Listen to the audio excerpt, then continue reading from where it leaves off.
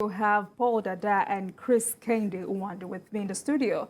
About 2 years after the EndSARS debacle that befell Nigeria, we are still grappling with its aftermath.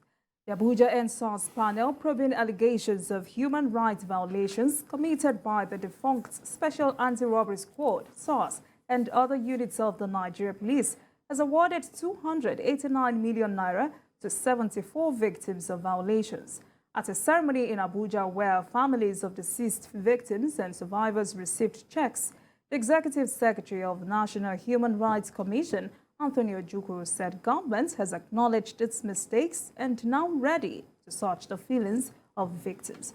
Gentlemen, you would agree that this compensation is nothing compared to the loss of lives. But how far can this go? Well, I'm glad you said that it cannot compensate for the loss of lives. But I think it is the best that can be done in this situation, apart from prosecuting and making sure that the policemen who are found culpable or SARS men who perpetrated the terror are actually brought to book. Justice. But then, I think beyond all of this, we should see a way of repositioning and reforming our police. It's not only SARS. There are so many policemen out there, even as we speak, who are still terrorists, so to say. Now, you know, after the EndSARS riot, it was like, okay, the police was cowed a bit. But we've seen policemen misbehave. Thank God they are disgracing them now. You know, those that misbehave, they disgrace them in the public. But all of these are just, for me, they are just like palliative measures. It's just like you are patching. There needs to be a total reformation of the police. For example, stop, even the name should be, the force in the name should be replaced with service. Yes, because it's not supposed to be a force. That force may have a way of psychologically affecting them. Now, they should be taught that the gun they hold in their hands is for the protection of the citizens, not for unleashing terror. They should also be told that their uniform is not a leeway for them to extort people. You know, some of us have had experience with the police. I remember not too long ago, a relative of mine was missing. And I went to one of the police stations. One of the first things they told us was that we should drop our phones outside, as if we're going to see a governor, you know, where you have to drop your phone. And then what do you call the person at the counter? Is it CRO they call? Money. She was asking for money. We were trying to report a missing person. And then when an IPO was appointed, the IPO was asked, we don't have money for fire. We need money for fire. We need money for signal. We need money for this. I was the one that had to transport her, you know, to the place where she would make investigate. All sorts of things. This is not the kind of police we are proud of. So, beyond compensating people, no matter how much you compensate people, those who are dead are dead. And I am sure there are people who have not recovered from the trauma of the loss of their loved ones. Are you going to bring the man, the husband of the widow, the man who is dead? Are you going to bring him back? Are you going to bring back his... What about those ones that were in school, whose lives were cut short by the police, by trigger-happy policemen? Seriously, we need to reform the police in this country. We need to reform the police in this country. But it seems to me that when people wear a black uniform, they become monsters. All right, Asiken, how do you think this will help deepen respect for human rights in Nigeria? It will go a long way. I'm so happy that some of these people are being compensated. We saw the recommendation of the Pro panel that happened in Lagos and the recommendations. My fear is that most of those recommendations, have they been implemented? I've not heard anything since that one. I'm talking of that of Lagos. Good enough is happening in Abuja and some compensation. What of other states too? Because EndSARS was not a Lagos-Abuja affair. The other pro panels within the state have they done the needful? EndSARS wasn't about just police. Brutality. We should get that clear. EndSARS wasn't about police.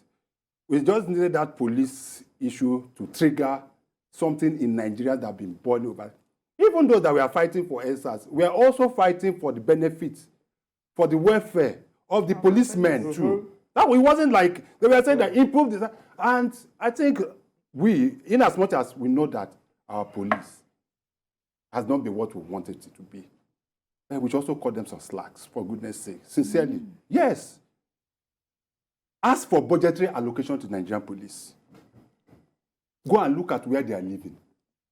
It's very close. We are very close. Go to Ikeja here, just by under that bridge, opposite Lasut. Go and see where they are living. All right, so is there a law that says they cannot demand for more? They can demand for more if they are not giving. Go and check the budgetary allocation of police compared to other security agencies, the Army, the Navy, the Air Force, and the rest of. And also know that by the provision of the 1999 Constitution of the Federal Republic of Nigeria, as amended, it is the primary responsibility of the Nigerian police to take care of domestic, internal security. It's not that of the Army. Yes, most people don't know that. Yeah. It's because of the issues we're having now with terrorism and the rest of that. That is why we are bringing Army from their primary responsibilities. So I think that what we should be talking about, issue of welfare, training, and making sure that the police, is it only with trying to be at least, because in US, the US police keep people. You forgot what happened, Black Lives Matters. Lives matter. You remember vividly. I think that what we should be canvassing now for the Nigerian police, although there have been an improvement. In fact, a few days ago, the IG remember that nobody should pay money for bail. Anybody that pay for bail, But they've been saying that for long now. In as much as there was somebody that was arrested for a civil offense in this Lagos, and CKN, I went to bail the person. They did not allow me to bail them until I pay 50,000 naira. I can take that up with anybody. Anybody that says a lie, I will take the person to the police. So what am I saying? But tomorrow, you see when you see what these guys are going to, DPO does not have, if you see what they allocate to a station for fuel in a day, that's what we are talking about. I pay for this. They don't have the allocation, and they have to do their job. But the question you ask yourself, is it the citizens that are supposed to pay for it? Because we are already paying tax, which they are supposed to use to support. What we should be asking for is that federal government should do the needful. Okay. Let them try as much as possible and make sure the allocation to the police. The PCC chairman just resigned a few days ago. All right, we have Hassan from Kaduna. Hello, Hassan. Good evening, Hassan. All right. Hello, Hassan, are you there? All right, gentlemen. Looking at all these issues you have raised, and it's sad that 2 years later. Hello, good afternoon, all right, gentlemen. Please go ahead. Yeah, good evening. Can you hear me? Good evening. Go ahead, please. Yeah, I just want to contribute on the issue of ASU and the strike. All right. Please go ahead, Hassan. Most of our leaders benefited. One of the gentlemen, most of the leaders benefited from free education. And education, once you are educated, I think you have solved 90% of your problem. An educated mind is an enlightened mind.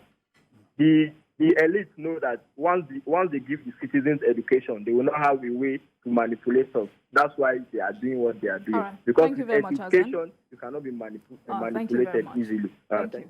Now, before the caller came in, we were talking about so many issues in the Nigerian force, and it's sad that 2 years after, we still have overzealous police officers out there. Yeah. How do we ensure sanity in that system? The police, the police system, you mean? We need to start from the training, the recruitment. Who are the kind of people we are recruiting? We need to probably revisit the requirements, the conditions for joining the force.